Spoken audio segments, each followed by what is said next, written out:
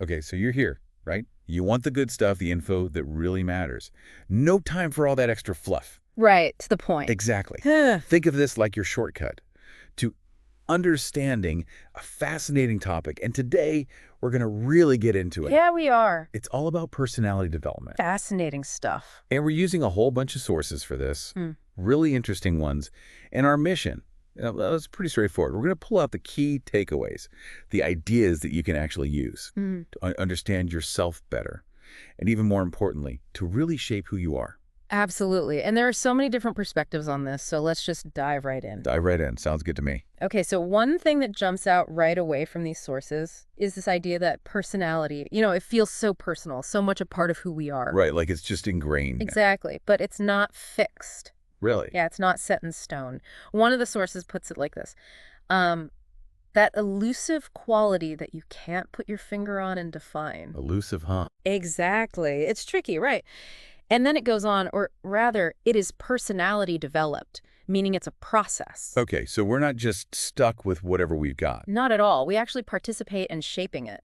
I like that.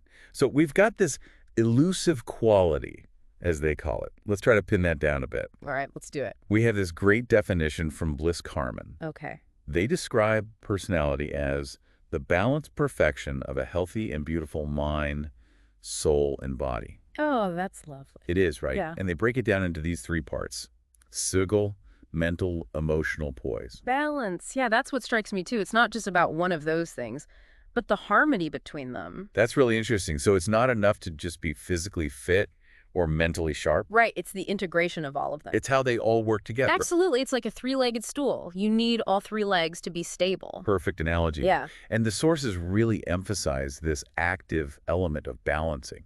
Like it's not just about being, it's about doing.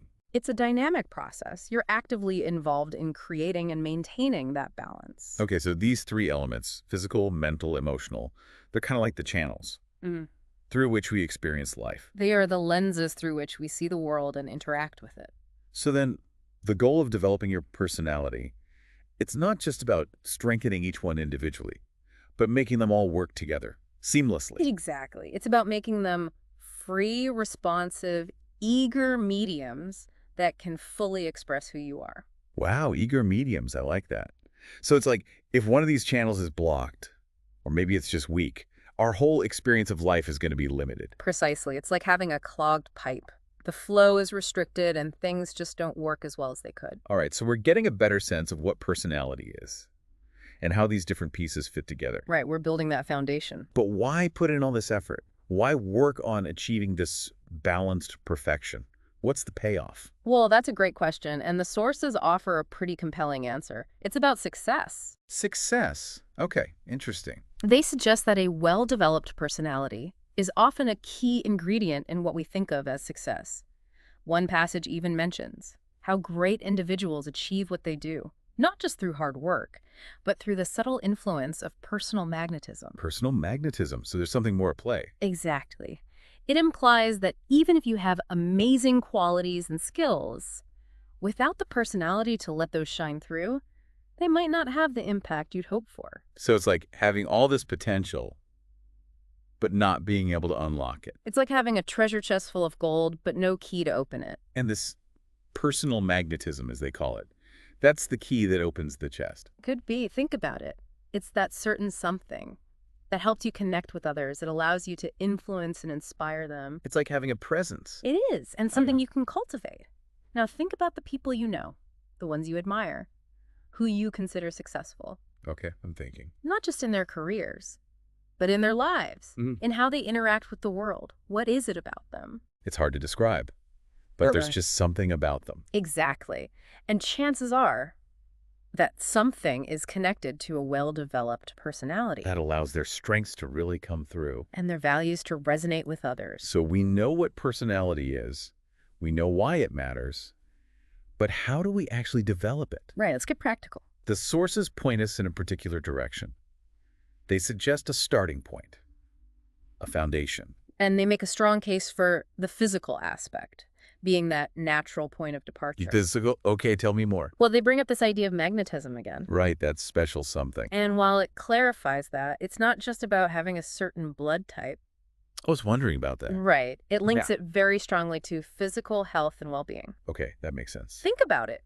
Vitality, the way you carry yourself, your poise, a certain grace in your movements, these are all physical attributes. And they all contribute to that magnetic presence. Absolutely.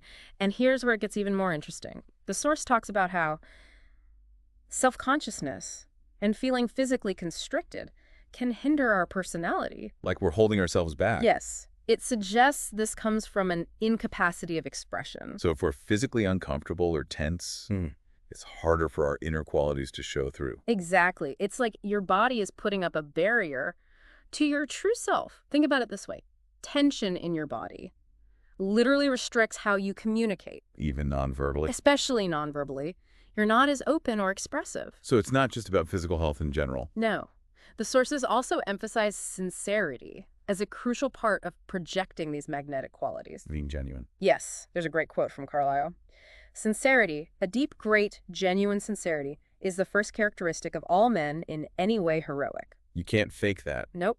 Genuine magnetism has to come from within.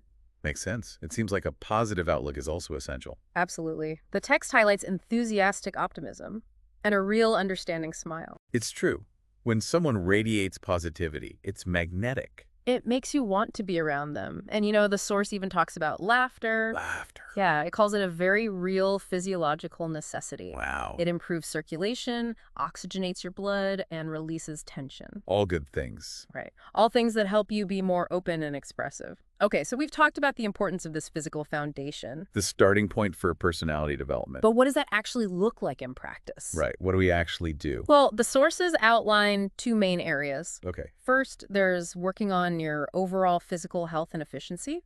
This means taking care of your body. Yeah.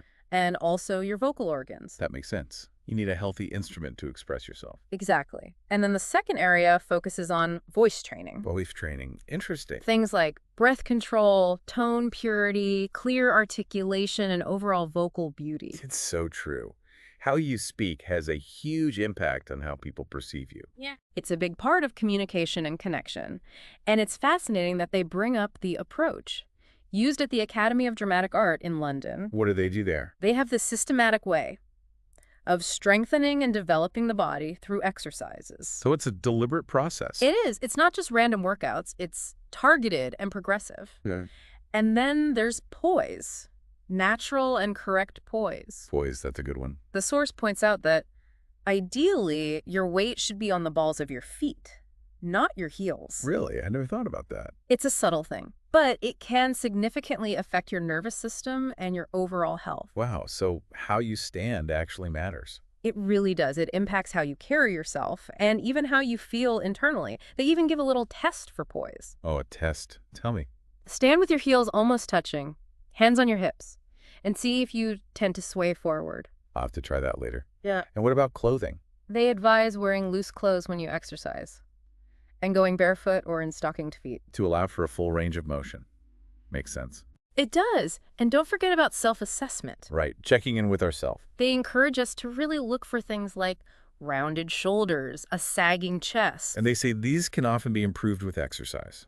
Exactly. It's about being aware of how you present yourself physically and actively taking steps to improve. So we've been focusing on the physical side, but it's not isolated. It's connected to everything else. Right. It's part of that balanced triad. Physical, mental, emotional. And the source really emphasizes that connection. Even though they're using the physical as the starting point, it's clear that physical well-being directly impacts your mental and emotional state. It's all connected. When you're physically stronger and healthier, you tend to have more mental clarity, and you're more emotionally resilient. Think about how you feel after a good workout. Oh, I know that feeling. Like a weight's been lifted. Exactly. It's that tangible link between body and mind.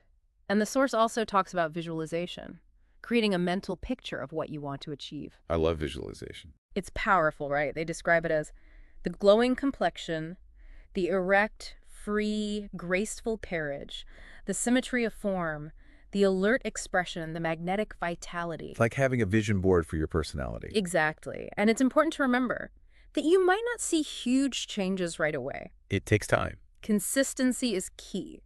But over time, you will see results. increased strength, more calmness, more energy, and vigor. It's a reminder that this is a journey. A journey that requires patience and persistence. I also appreciate the emphasis on self-reflection. Absolutely. They have this great line. Stand before that good friend that never flatters your faithful mirror and try to see yourself as others see you. It's about being honest with yourself. And understanding where you are. So you can identify areas for growth, and they tie it all together by connecting physical well-being to improvements in personality. Through things like exercise, fresh air, and water. It's all about creating a healthy foundation for a more vibrant and expressive you.